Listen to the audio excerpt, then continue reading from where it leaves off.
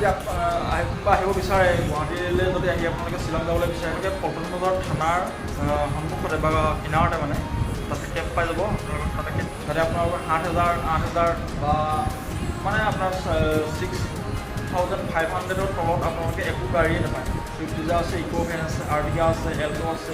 আপোনালোকে যি গাড়ী দিয়ে বা আপোনালোকে যদি যাব বিচাৰে তেন্তে আমি আজি যোনজন দাদাৰ লগত গৈছিলোঁ তেওঁ অলপ বহুত ভালে আছিল।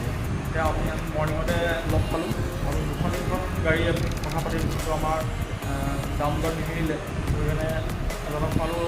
তেওঁ 5,500 টকাত আমাক শ্বিলং ফুৰালে লাইটলুম ফুৰালে আৰু তেনেকুৱা পাৰ্ক এখন ফুৰালে আৰু পুলিচ বজাৰ ফুৰালে, তেনেকুৱা কেইটামান প্লেচ ফুৰালে আৰু যাব পাৰিলে অকণমান টাইম মিলি ঘূৰি আহিবলগীয়া হ'ল।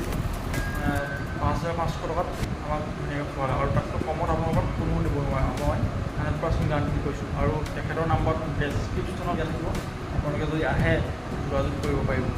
শ্বিলঙৰ ভিডিঅ' যদি ডিটেইলছত আৰু কিবা আপোনালোকক জানিবলগীয়া থাকে তেন্তে কমেণ্ট বক্সত কমেণ্ট ছেকশ্যনত কমেণ্ট কৰক আৰু যদি ইনষ্টাগ্ৰাম আইডি আহি আছে ফ'ল' কৰক, মেছেজ কৰক, মই জনাই দিম। ধন্যবাদ।